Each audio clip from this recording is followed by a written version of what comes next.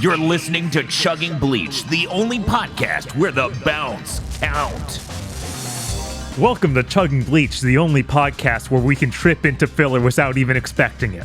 I'm your host, Shinigami Bob. With me is Quincy Dan. What? That can't be Danabotomy? No, I'm sorry. Okay, I guess I'll be a Quincy. I guess that's fine. I hear that I am what they should fear, not Soul Reapers. Chris Visor. Okay, I'll take that. Visor? Visored. And Dr. Arongro? This a little rough. This is, can I... Glad to be a Donkey Kong villain, I guess. Dr. Silly Dillo. This week we reviewed episodes 145 through 149. I'm glad someone finally got around to reviewing these, because I feel like they were put out with any sort of internal review. Well, yeah, it was shown in anime during that era. This is disgusting. During watching this, I actually said, I think shonen anime filler from the aughts might be the lowest form of art in existence. You may not be wrong. Yeah. How dare they do this to us? They lulled us into that sense of security and then immediately. Uh-huh. Don't worry, there's actually a really fucking bizarre twist to the filler this time. Oh? I'll say it when we get there. Great. Before we get there, though, I hear we can get these episodes early somehow. I don't really get it, but maybe Chris can tell me. I don't know how we would get these episodes early. That seems strange. Like it might involve That's Talon, the fast. magical...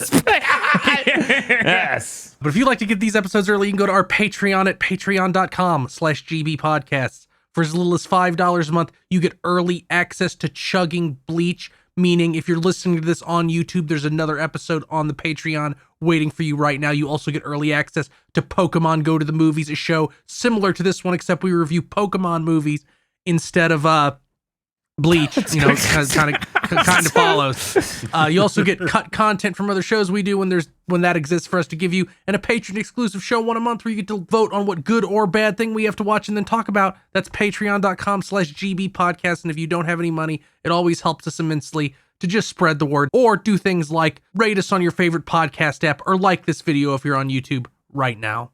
Patreon.com/gbpodcasts. Thank you, Chris. I'm so glad to hear about Patreon. And now I guess I have to recap the episodes. I'm sorry. Okay, episode 145.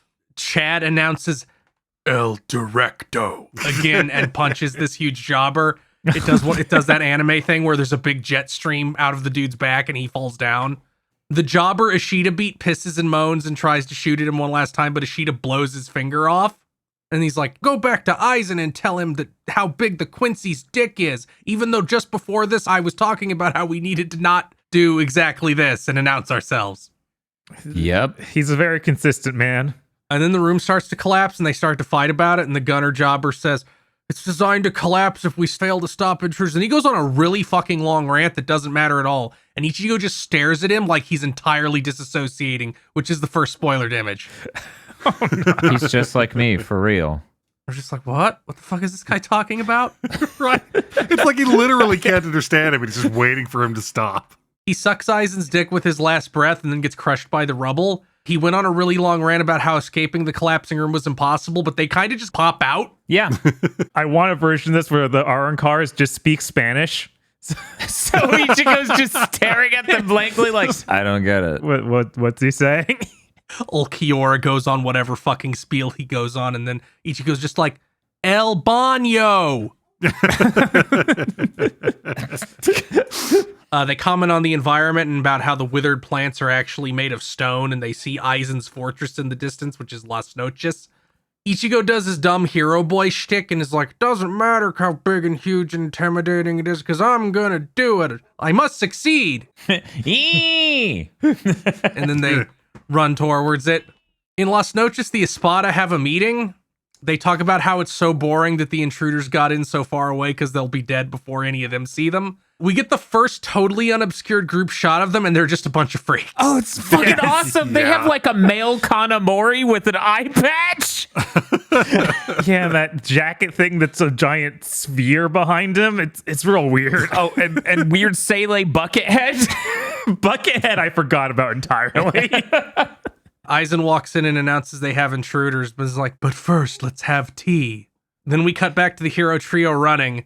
They're running and they're running and they're running and they're running. And we're sure in the we needed like 40 more episodes of filler, but everybody would have rebelled territory. And they're running and they're running and they're running and they're running and they're running. Dipshit music starts playing as they keep running with the exact same footage, and they start to bicker over how far away the castle is. And I really thought they were stuck in some kind of like spatial loop. Yeah. Mm-hmm. But no, a sandstorm just starts up. And then they grab onto these tiny little trees and they all break and they get sucked into the storm. And then they're all just kind of floating in a weird void inside the tornado. They're inside like the spherical barrier that they got shot out of from the cannon in Soul Society. Ishida made it because he got one from Ikaku. And then they start to fight again. Like Ichigo starts being a dick. And Chad's like, Ichigo, shut up so Ishida can focus on keeping it together. But then it starts breaking. And then Chad decides this can be solved by punching. Yeah, makes total sense. It's always worked before. So he does that. It explicitly did not. Well, this time it did. He breaks the orb, but also punches through the tornado like the fucking old Thing cartoon. And they all fly outside and they get buried in the sand. We cut back to the Espada meeting. They're all sitting there posing like male models. Aizen tells Tosin to start the PowerPoint presentation. Aizen explains who the intruders are, and the Espada react, and we see one with like a tube for a head and two voices and an old man and a pink guy with glasses, and the other freaks don't talk. And Aizen tells them all not to underestimate them because they came to rescue Orihime. Grimjow starts to leave, and Tosin's like, the meeting's not over, but he's going to ignore him. And then Aizen's like, no, come sit back down. But Grimjow doesn't obey fast enough, so Aizen makes him kneel with his Chad aura. It's really good because he even says his full name. He's gonna get grounded.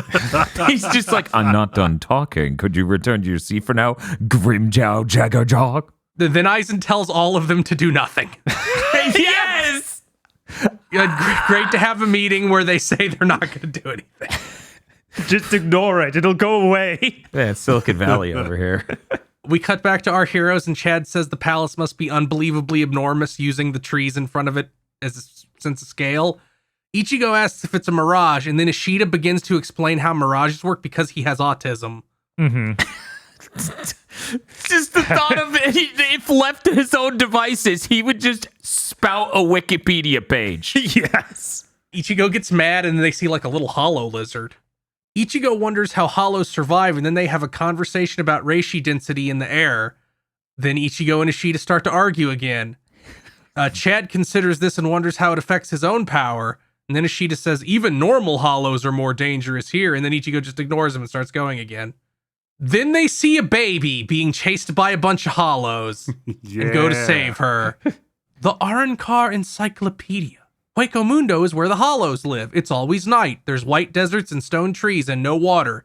Gin asks how they serve tea then, and Aizen asks him if he wants to know. And Gin says, no, it seems dangerous if I know too many secrets. The best part is when it ends, it cuts to a wide shot of the desert and it says, a land of sand I would want to go to, like it's a tourist destination. Mm-hmm.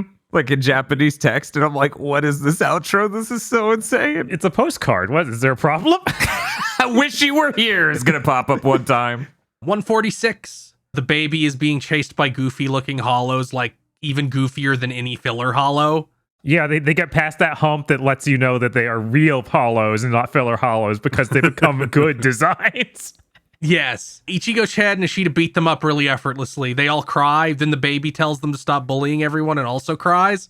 They all do dogeza, where they put their heads down on the ground and their hands and like an apology. And the baby says they're sorry. They were just playing eternal tag because there's nothing else to do in Hueco Mundo. God, this place sucks. Yeah. Yeah. Yeah. Ichigo was like, well, you were crying. And then the baby's name is Nell, and she refers to herself in the third person. She says she was doing that because she's a masochist, and then Ichigo hits one of the bigger hollows because the baby knows that word. Fair response. Ishida asks her if Nell is her name, and she says yes, and that she's an Arrancar. The other hollows, her older brothers, are Pesce, who looks like a weird insect man. He looks like you took Hollow Knight and stretched him real long. That's how he looks. And Dodon Chaka, Dodon Chaka, yeah. Dodon Chaka, who is like he has like a big, hideous, like Day of the Dead mask almost as a face. And the big worm is their pet Bawa Bawa. Ichigo asks how an Arrancar can have relatives, and they basically explain that they form family units the same way people in Soul Society do. But Ichigo says that isn't how it works because he's a fucking dick. Yeah, this is weirdly hateful, Ichigo. And they all start to like get upset until he takes it back. Ichigo stares at this fucking Scrunko and doubts she's an Arrancar. And Nell explains that all the Arrancar they've met so far are numeros. They have 2-digit numbers and serve the Espada. Numero are combat experts, unlike her and her brothers who are garbage bugs. Nell then says it's rude to say they don't look like Arrancar when Ichigo doesn't look like Hollow at all. He looks more like a Soul Reaper. And then they realize. Nell shakes nervously and asks Ichigo's occupation, and the three introduce themselves. Nell and her brothers all panic and call them bad guys. They're baffled they didn't know who they were. Nell says they're going to kill them, and Ichigo says, no, we're not.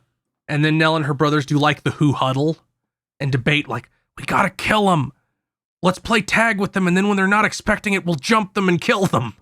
So Nell turns around and tells Ichigo that if they aren't bad guys, they gotta play tag with them. Then effortlessly steals Ichigo's sword and runs. He was not expecting theft, baby. No. And then tells Ichigo, come catch me and then beat me up and make me cry. Ichigo chases them and the other brothers follow along. Ishida and Chad were like, wow, Ichigo sure let his guard down and got humiliated by a child easily. I like that they call attention to it. Yeah. And then the big worm bursts from the ground and lands on them. And then they form like the train of everyone yelling and running and saying stupid shit, like Pesce saying, it's like rock, paper, scissors. It's more fun the more people who are involved. Ichigo's like, that's not how that works at all. Nell trips and Ichigo grabs her, and then all the others trip, and the Three Stooges have been defeated. Nell is surprised Ichigo saved her from cartoon slapstick because I guess they were all going to fall on her, and instantly falls in love with him, basically. Ichigo tries to leave now that he has his sword back, and she starts to cry and calls Ichigo a two-timer. Yeah. And then a big voice says it's going to kill them, and out from the sand comes a giant fucking sandcastle Arrancar that looks like a weird Luigi version of a hollow. No, not Luigi, Wario specifically. Yeah. Okay. Yeah, I could see this is a Waluigi hollow. Yeah. Nell says it's Runuganga, the guardian of the white sand, and he looks like a fucking WarioWare minigame. Me? Runuganga. Oh. He says he's going to turn them all into sand. And then Ichigo cuts him down the middle with Getsuga Tensho, and everybody says Ichigo does a sneak attack, and Ichigo's like, no, he was looking at me and I openly did it. Yeah. It's not a sneak attack. Sneaky about this. Then Runuganga sticks himself back together and says Ichigo did a sneak attack and must be punished for it. And then Ichigo bitches because it's not a sneak attack. I am not owned, actually. Then he's like, how did you recover when I cut you like that? And Nell says, he's made of sand. And then Ichigo gets mad at how casually she said that. He attacks. Nell almost gets sucked into a big sand tornado, but Ichigo saves her. Runuganga says he's going to own them all at once, and Ichigo cuts him again, but it doesn't do anything because he's made of sand. He mocks Ichigo for his weak attack, and Ishida's like, we should all attack at once. Hell yeah, meathead strats. And then they all do like a big combo attack and blow him into dust. This other strat does not get used enough in Shonen series. Like, they should always work. I mean, like, basically, more shonen series should be that moment in JoJo's where they kick the shit out of the guy. Yeah, no, when three really powerful dudes just go team up on one guy who's slightly better than them, it should always just work. There's like a beat where they're like, did it work? Did we own him? Nell says he's coming, and then he makes like an antlion pit to get all of them. Nell starts to sink, and Ichigo grabs her again. And then he asks Nell if he has a weakness, and Nell's like, I don't want to tell a bad guy. And then he pulls her cheek, and she's like, it's water, and there isn't any in Hueco Mundo, which is why he's invincible. I love this because Dodonchaka's in the antlion pit and he's literally yelling like, hey, yo, what about me, Gabagool? Yeah, He is the best. Then Runuganga reforms the main body and says he's going to swallow them all at once. And then he turns into a soy Wojak, which is the second image. I fucking lost it when you posted this. I'm like, why is that happening? Why is this man reviewing the new Switch OLED? Yeah, it's really funny how close it looks. And then he tries to eat them, and then he gets frozen solid and falls over and shatters. I wonder who did it. Could be anyone. It was And then Ichigo turns around. Yeah, honestly, I realized as I said that, oh yeah, there actually is another character it could be. But Ichigo turns and his eyes widen because it's Rukia and Renji. And we cut to Soul Society, and Yamamoto gets a report that Rukia and Renji are gone, and Ukitake and Byakuya also get reports of it. Then we go back to Hueco Mundo, and Nell is scared because more bad guys are here. Ichigo runs forward to greet them, but they both start punching him. Like Rukia hits him a couple times and then high five tags Renji, and then he does it. It's so good. And then Rukia explains that you should have realized we were going to come help and waited for us to get there to help you. And then Rukia's like, who are the clowns that you met up with? And so the clowns do a bit where they introduce themselves and do Sentai poses and say a different name for each of them, say a different name for their group. And then they fight about how they all said different names for the group. And then the pet worm cries that it wasn't included, and they do it again with the exact same saying different things. And then Ichigo says, you're all in timeout, shut up. None of you are allowed to talk anymore. So what you're saying is it was a really good bit. It was a really good bit. It would be lessened for me carefully recounting it. Yes, absolutely. Ichigo and Ko start to leave, but Nell says she'll take them to Las Noches. And Nell stares at Rukia as they ride on the worm and keeps calling Ichigo Itsugo. Then Ichigo's like, hey, Rukia and Renji, how come you guys have cool cloaks? Rukia's like, Byakuya said we'd need the cloaks in Hueco Mundo because there's sand everywhere and it's cold. And she turns into like a brother con for a second. And everybody is shocked Byakuya helped. And we see Byakuya's logic, which is like, I was only given an order to bring you back to Soul Society. I wasn't given any orders to keep you here or not give you things which would help you because he is a law cuck. I fucking love that man so much. Byakuya also said that Ichigo is a dweeby little ginger, and then Ichigo gets mad at finding this out. Then the sand freak respawns and the episode ends. The Arrancar Encyclopedia. Today, Gin will discuss the ranks of Arrancar. Of the 3 ranks of Minos, the only ones that will always become humanoid are Vasto Lordes. Lower ranking ones can't become entirely humanoid. Then Nell walks in and Gin is like, wow, you're entirely humanoid. Weird. The end. Well, it was even worse than that because Nell's like, oh no, don't look at me. Oh, that's making me feel awful. Keep looking at me. Yeah. I wonder how she knows the word masochist. Runuganga shows up again. That name sounds fake. He can respawn as long as there's sand. They're in a desert. What a conundrum. I blame Crisis Core, Bob. Yes. That's what I'm blaming for this sounding like a made-up fucking hollow. Okay, now here's where I have to say this. The next 3 episodes are filler. But they are They sure filler are. based on notes Kubo gave them for something he had to cut from the manga because his editor wanted them to get to Las Noches faster. Even Ishido is something Kubo gave them. Wow. Okay, counterpoint, it all sucks. That's true. The editor was fucking right. The editor was fucking right. Like, we ended the last episode and I went, wow, that went by really fast. I guess that's what happens when Bleach is good. And then we fell into a filler pit. Yeah, these they seriously just introduced these 3 characters who are some of my favorite characters in all of Bleach. And then this? Yeah. Anyway, Rukia tries to be cool and own Runaganga again and starts to do her thing where she stabs her sword into the ground and like owns him with ice again. But they're on Bawa Bawa, so he freaks out and Nell's like, you're hurting him. Stop. This is the one good gag we get. And then they get sucked into the antlion trap. And the music becomes fartcore. I don't know what's up with the music, but it just happens. And then we see a guy with a weird mask who poses with a sword, and everyone's sucked into an underground cave, just like in Xenogears. Everyone is okay. And then Nell falls on Ichigo and concusses him. And then the other two also do. They're in a underground stone tree forest. Rukia is missing. Chad and Ishida comment on how the giant trees down here are actually the trees above ground. The ones above ground are the tippy top branches poking through. Wow. It's like the forest in Nausicaa. No, don't say it.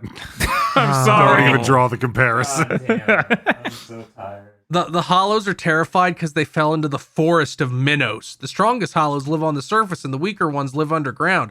The forest is full of them. Ichigo asks if Nell knows how to get back to the surface, and she has no idea and starts crying because they're going to die, and then the other two cry. And then Ishida says, well, if there's a way in, there must be a way out. And then they're like, wow, you're smart. Then Renji realizes Rukia is missing, and Ichigo makes a face like a surprised dog, which I'm pretty sure is the next image. Bark. Bark, bark. That feeling when Rukia is missing. They all act shocked, and we cut to Rukia under rubble that came from somewhere. They sank into the sand. I don't know why she's under rubble. She wakes up and looks around. She yells for help, but gets no response. She sees a bunch of hollows. She starts fighting them, but there's an infinite number of them because it's the filler dimension. She sees a light and runs towards it, but at the light, there's a clearing where there's a bunch of minnows. She's going to fight them, but since this is a filler arc that hates women, she falls on her ass and is immediately useless and is going to get Sarrowed. But the masked guy saves her and effortlessly kills the two minnows, and then he carries her off. Yep. Ichigo and Ko are wandering around yelling, Rukia, hey Rukia. They can't find her. Renji and Ichigo are like, I guess she must have gotten blown away. And then like imagine her getting picked up by the fucking wind. Yes. Yeah. And she's like, you guys are idiots. It's like, man, these guys are stupid. Meanwhile, Bawa Bawa just starts going, oh, and they're like, oh, that's brilliant. He starts to do like the fucking Charlie Brown adult shit for like 30 seconds. And Nell says, he'll climb a tree. And then the skinny one, Pesce, commentates, and something about his voice just keeps reminding me of a Rick and Morty character. Oh my God. Okay. All right. I don't know why. It's just something about his delivery. But Ishida and Chad are like, we want to get a bird's eye view too, so we're going to ride the worm up the tree. You know, they talk about that the Renji and Ichigo's thoughts on what happened to Rukia is stupid, but they don't address what actually separates them, so I just have to accept that's canon. That's fair, you know? No, that you saw it happen. She got thrown away and blew off to another spot and sunk down. Yes. Rukia is being carried by the masked person. She keeps asking to be let down, but they're ignoring her. She finally just breaks away and escapes, but he outruns her with flash step and picks her up like a bag of groceries. And she's like, what the hell? And he finally talks. It's like, just shut up till we get to my fucking hideout. We cut to some lumpy jobbers in the shadows talking about what they're going to do. And the answer is die. They're going to die. But they don't know that yet. They have to pretend they have a role in this plot. And that's the real tragedy, that they don't know. Mask guy takes Rukia to a cave and they go in. He's a weird hermit who eats moss and mushrooms. He has like perfectly cut cubes out of the rock wall he keeps his food in. Rukia says, oh, you're a soul reaper. Where are your fucking papers? Show me your badge. And then he finally talks. His name is Ishido. Then he attacks her. And Rukia's like, his attacks are random but strong, Penguin of Doom XD.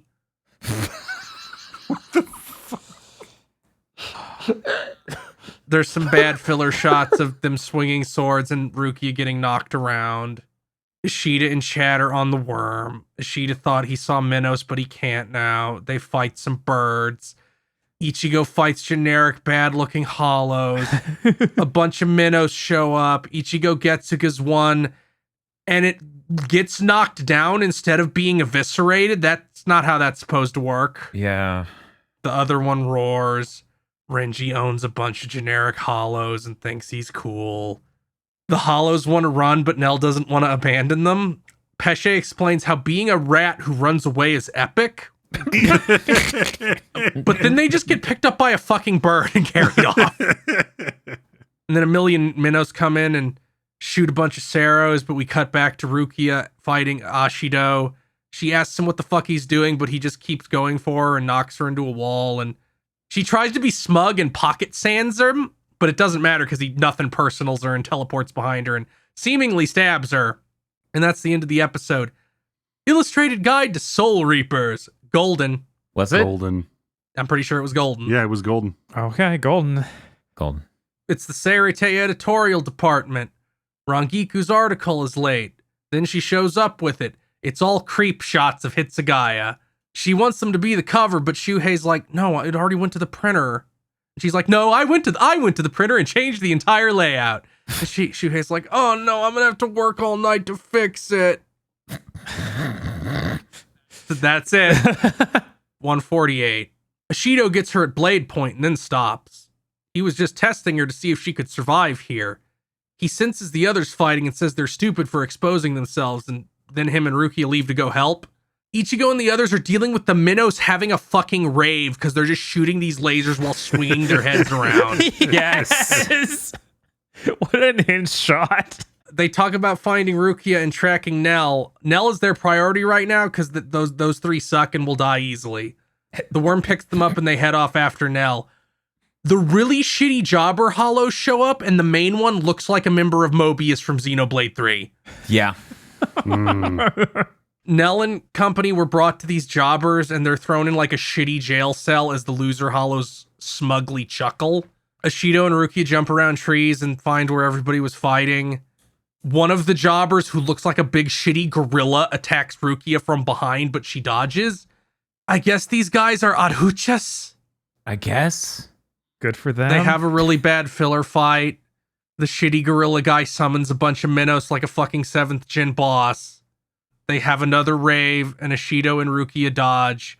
Ashido uses like a bone shield to block the Saros and then kills the gorilla guy, and then he kills the minnows. It's so cool that we have this filler arc where Rukia is a fucking punk for no reason. Yep. Yeah, and since it's filler, they couldn't even bother to give this guy's like a sword transformation at all. Yeah. He seems really cool. He just hits things with his sword. Yeah, it's like Rukia can at least do the first level of transformation. What is this dude's deal? They talk about how these Adhuchas didn't appear until really recently. Ashido says the power dynamics of the area has changed. Something must have happened in Soul Society. What happened? And then Rukia flashes back to canon content and gives a really vague answer. The Jobber Hollows talk about Ashido and Rukia and then say they can use Nell and company as bait to get them in. Rukia and Ashido kill more hollows. Ashido says Rukia is stronger than he thought. Rukia starts to ask him why he wears a mask, then is like, no, you probably don't want to tell me. Then he takes it off and is a generic hot guy that looks like Ichigo wearing a wig. I was going to say it looked like that 69 guy was out the 69 on his face, and I realized that's also Ichigo with black hair. Yeah. He's been here for hundreds of years. He fell in chasing a hollow, and he's been here killing hollows ever since. Rukia asks him if he's stuck, and he says, no, I could leave. I just won't so I can kill more hollows so they won't get to the human world like I'm fucking Doom Guy. And then she's like, oh, but actually everything's gotten a lot worse. Sorry. And then she does the etobue thing. Yeah. What a stupid fucking character. Yeah. Fuck Ashido. Yeah, fuck Ashido. Ashido sucks so bad. This was bad enough without him just being the fucking Christmas tree star on top. Yeah, and them acting like he's really cool is just, it hurts. It does hurt. Ashido and Rukia end up where Ashido first arrived to Hueco Mundo, and there's a mass grave for all his friends. He had friends once, and they all fought a bunch of generic hollows and stupidly went into the Hueco Mundo portal and got mulched by the endless army of hollows. Yep. Then he has this exact same flashback a second time, but with the color inverted.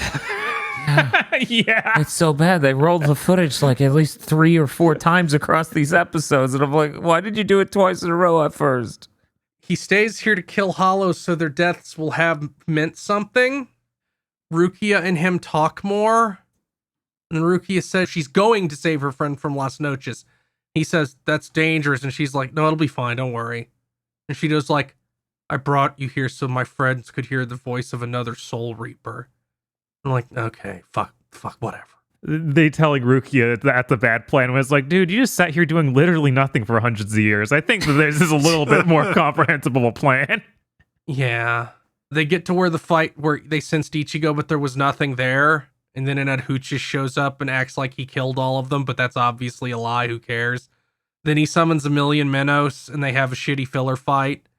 And he's going to hit Rukia, but Ishido takes the hit for her and his mask breaks. The Arrancar Encyclopedia. The forest of Minos is full of Gillians who follow orders. They only listen to Aizen and the guys in charge of the forest. If you attack, one more show up. Womp womp. I finally found my note where I wrote exactly what Ashido's design reminded me of. Kmart Samurai Deeper Kyo. Yeah. Ow. Yeah. That show's pretty Kmart already. I know. I was about to say the same thing. Episode 149. Ishido wasn't even hurt. His mask just got broken. Oh, well, I'm glad I was sitting on the edge of my seat for a fucking week waiting for this episode to come out. The Adhu just shit talks Rukia and cackles as they're surrounded by Minos, and Rukia mopes that Ishido got hit for her sake, and then she actually uses her fucking Shikai and instantly eradicates the Adhuchas, which is how all filler characters should die, frankly. Mm-hmm. Yeah. A main character should just look at them and vaporize them. Then the Minos get bored and wander off because nobody's controlling them. They think the war's over. Rukia tells Ashido that she understands he's hurt from what happened, but he doesn't need to let the way his friends die dictate the rest of his life. And they wouldn't want that either. And then he basically says, no, I'm a Sigma male. And Rukia makes a face that, to me, reads like, Ichigo's smarter than this guy. That's troubling. Which is the final image I put in there. It's true. He's like, I'll choose my own path. Bitch, there are not toilets down here. They continue to head towards Ichigo and company, who are staking out the cave where Nell and everybody are being held. They come up with the plan to just run in and kill everyone. And Ishida says that's a reckless idea, but everybody else is already doing it. The cave is empty because they moved, I guess. And the worm is like, I know where they are. Let's go. Good thing we killed 3 minutes with that scene. Right, yeah. I was like, they just needed 2 minutes to fill, and this did it. They find Nell and company on a cliff standing awkwardly. Nell tells Ichigo to run, and then a bunch of Minos show up. Jobber 3 pops up and says they have to hold still and die, or Nell and her friends die. It'd sure be a shame if Ichigo could move faster than light and kill all of these characters before any of them blinked. This is the scene where the dude does the point, right? Yeah, he goes, that Shinigami's eating beans and points. But the boss of the Jobbers wants to fight Ashido one-on-one, even though nobody currently there knows who that is. Fuck the stupid fucking filler arc. Yeah. I don't even know why he told them that, because the Mobius Jobber had already blocked Rukia and Ashido. What was the point of having him say that? I don't know. Tell the audience in case they didn't get it, I guess. The Minos all shoot arrows, and Ichigo and his friends avoid them, and they effortlessly save Nell and humiliate all these fucking jobbers. God, this sucks. Jobber boss monologues, blah, blah, everyone will die, blah, blah, you'll die in despair knowing your friends are also all dead, blah, blah. Ishido tells Rukia to stay back. He'll finally defeat this shitty jobber rival of his, and then he wants Rukia to tell him what's actually going on in detail. Ichigo is taking too long fighting this guy. He should eviscerate with a glance. Ishida and Rinji and Chad are just mowing down Minos. The jobber Ichigo is fighting shoots something at him, and there's a commercial break right as he launches the attack to try and build tension. And then when we come back, Ichigo deletes him from history with Getsuga Tensho. He just swings it once, and the guy does the no and gets fucking disintegrated. Yeah, they even show him fully melt.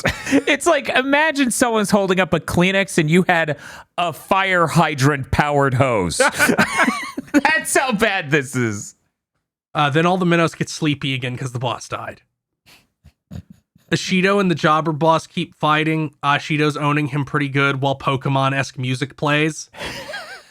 He tries to attack Rukia since he can't own Ashido, and then Rukia just freezes him solid with no effort, and then Ashido shatters him. Yeah. That's the end of him. Yep. More scenes of everybody owning Minos until they finally finish the fucking Dynasty Warriors level. Nell and everybody are relieved they're safe. Ichigo's like, man, we can leave now that all that bullshit's done. And Renji says, not without Rukia, we gotta find her.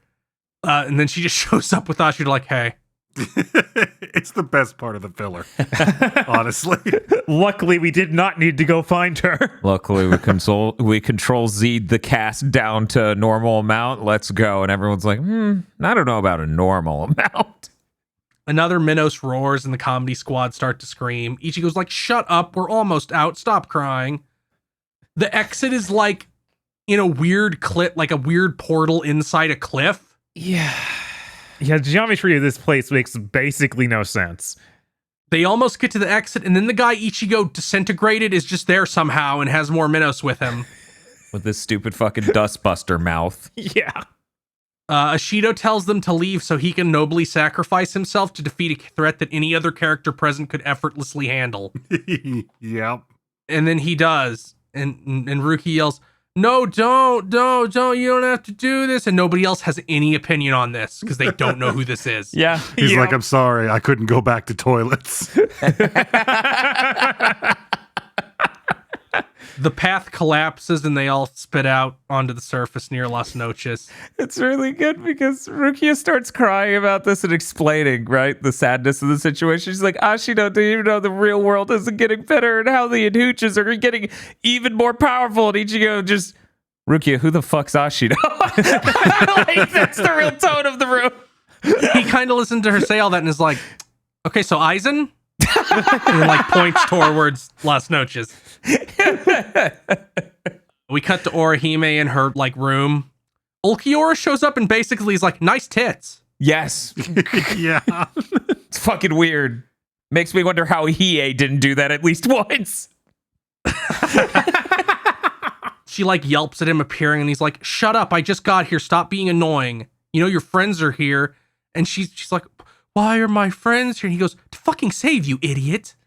Why the fuck else do you think they would be here? What is wrong with you? It just breaks down into a fucking Three Stooges bit. And he's like, use your brain, numbskull. I thought it might be Taco Tuesdays in In Las Noches.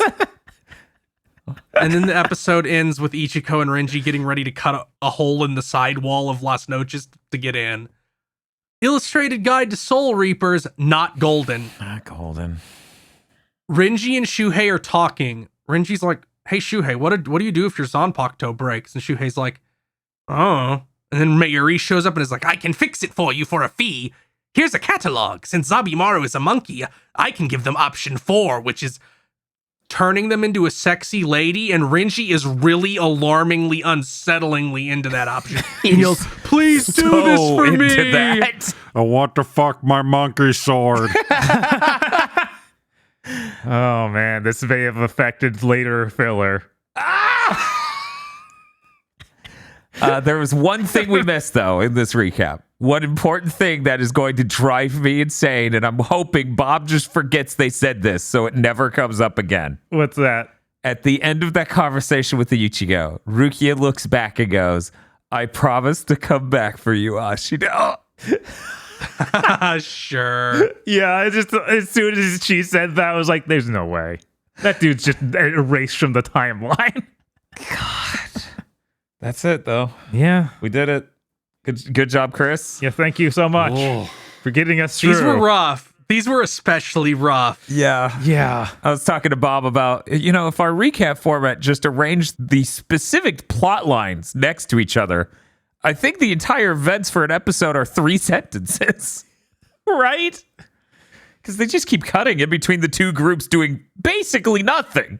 The longer we go, like the more filler we run into before anything significant happens, the more we all start to bleed out. Yeah. The bout arc was bad, but this somehow feels far more cruel. Yeah, because we had the hope of real content. And they just hit us with the brick. And then just like the carpet that falls out because it was sitting on a trap hole in the floor in Forspoken that leads directly to the credits. That happened here, but with Bleach filler. Pretty literal this time with the freaking sand monster. I know. I didn't have a chance to bring it up earlier, but when the second one appears, they're literally like, well, actually it makes sense that he's back before they get sucked in the hole. That drove me crazy. Yeah. But we need to get to our segments. Oh, we have those, yes. We do. In the first segment, Best Dressed, which I know we were spent 3 episodes straight where no one was dressed well at all. I was like, I don't remember them being naked, but my brain was dying. So maybe. Shido's just nude. Rukia seems to care a lot about this guy with a perfectly toned ass. I wonder why. The mysteries. All right. So, Dr. Egro, who was the best dressed? Oh, yes. This is an easy call. The best dressed for this whole slate of episodes is easily Rukia. Not only is she wearing a sweet-ass cape, what she's really wearing is the love of an older brother. And more than that, she's wearing the passive defiance of a mean-spirited pedant. Thank you, Dr. Egro. Chris, who do you think is the best dressed? I don't know if this counts as being dressed, but I really like Pesce's design. I think he's very neat looking. He's a very good comedy design. He is a very good comedy design. So I'm going to give it to him. Yeah, that was absolutely going to be my pick. Oh, sorry, Bob. Rip. I know, right? Dan, what do you got? Thank God. I just sat here this entire time being like, am I going to lose? The one glimmer of hope I've had in this entire set of filler episodes. The best dressed is Nell because she's fucking adorable. Yes. Absolutely fantastic hooded outfit with the tiny cracked skull on the top. Nell is perfect. It's another one where it's weird to call it dressed because she's dressed in a garbage bag. Basically, but it's perfect. It is. Perfect little garbage bag girl. All right, I guess I gotta go. What about that guy who points? You should pick him. I will not pick him. No, nobody should pick him. I'm gonna pick that dude with the bucket head. It was in the Arn cars. I have no idea who he is. Oh, God. The Arn cars. Are you sure you don't want to pick Runaganga doing the soy face? He's wearing a pretty good smile. I will never forget the first time I saw that table. Because, you know, the ones we'd seen before had, like, pretty cool designs. Grimjow's sweet. Ulquiorra's got a great design. I saw that table. I'm like, wow, we are at the bottom of Kubo's Lego bucket here, just putting spare parts together and seeing what we've got. Buckethead makes me laugh. Half shirt chick makes me laugh. But I genuinely enjoy male Kanamori. I think most of the Espada are pretty cool. At least once they start doing things. But they were told not to do things. Yeah, Yes. that's fucked up, isn't it? I think there's only like one complete L in the Espada. Which one is it? Is it Sele Buckethead? No, like, he has a funny L. Yeah. Whereas he just is a normal looking dude with a 5 o'clock shadow. I don't even. Oh, I know which one you're talking about. Yeah. Like I couldn't describe it in a way that you would remember him because he's that plain. Yeah. All right, time to move on. Let's see. By the way, I meant to mention it earlier, but that pterodactyl scene absolutely is the thumbnail. Yes. It's way too funny to see these three being carried like that. I was gonna fight for soy face. Damn it. They're both really good. Maybe just like crop him out and put him in the lower corner with a switch. All right, Dan, how excited are you to continue watching Bleach? I think this broke me. I think I'm done. Oh no. I'm done just checking if the wall outlet's gonna shock me. Just be like Duke Nukem, just shove your finger in anyway. It's funny. Yeah, no, I can't. I can't do this anymore. I guess I gotta ask the question, Bob. What's up? Is the next set the episodes of the movie? Because that's gonna change my response. You know what? We're just gonna watch the movie because I don't want us to be spoiled on them putting random scenes from the movie into the intro next time. Great. Okay, awesome. Then I'm feeling pretty positive. Is this a 1 to 10? Yes. I'm gonna give a movie a 7. If you said episodes, though, I'd be afraid that another trap floor was gonna happen. So I was gonna give it a 2. That's fair. This was brutal. How dare you? Chris, did you bring any trivia this week? Yes. Oh no. In some form of extended Bleach media, meaning game, book, something that's real, but is not the anime, Okay. they confirm Ishido survives that thing, his heroic sacrifice. Is this true or false? Dan. True. Aggro. There's no way some weird ass game doesn't have that. True. Bob. I'm going to believe that he was never mentioned again anywhere, so false. It's true. In one of the entirely canon novels written by Ryoga Narita, the Monogatari guy, Oh no. he just includes a part where it's like, yeah, Ishido's survived, he's fine. I'm the one guy who liked that. He's using his Bankai, whatever that was about, somewhere right now. I mean, Kubo created him, so like maybe Kubo cares. Maybe. You wonder if Kubo will ever draw him. Like, maybe there's a real design we can get for this character. Maybe he draws him in the book. I don't fucking know. The book has illustrations. Oh, yeah, maybe. Golden. All right, we did all our bits. It's time to rate these. And of course, we have to rate them on our tightness scale. The scale goes from 0 to 25. Bob, Yeah? do it. Call on me.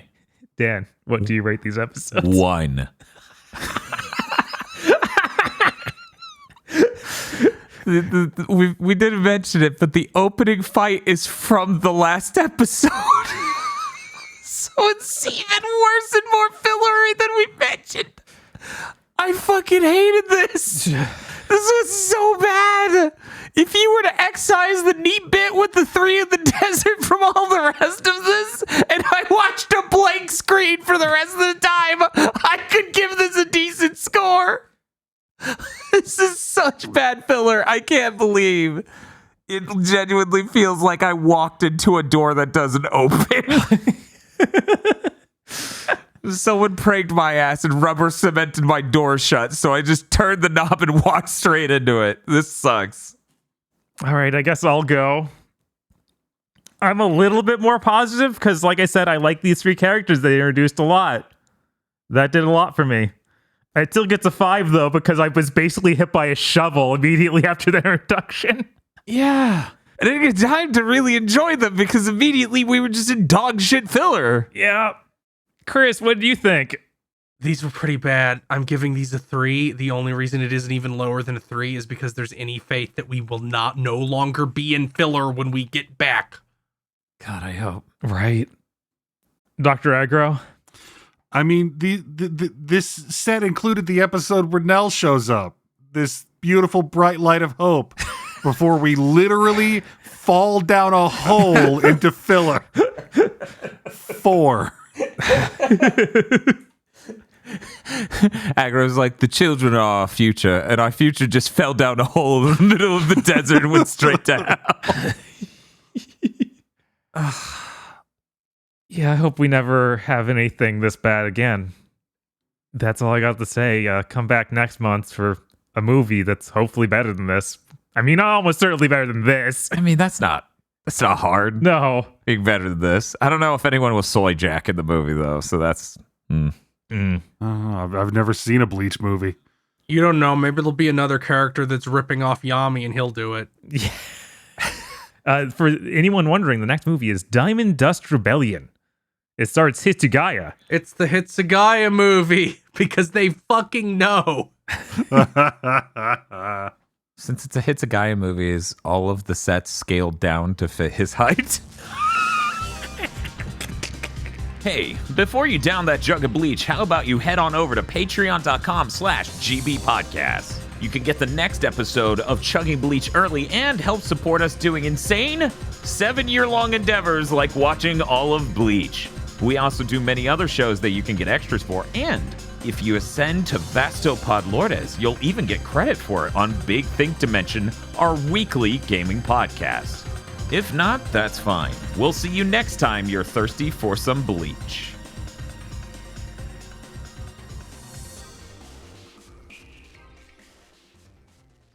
The executive producers for this GigaBoots video are Esme, Ely Broyles, Spaceman Spiff, Red Blaze 27, Brendan O'Sullivan, A Reminder for Symphony of War, Cooper Tank, Very Best Plot, Iconic Bane, and Rado. Thank you very much to our executive producers. And also these guys. If you want to become an executive producer or normal patron, head on over to patreon.com/gigaboots today.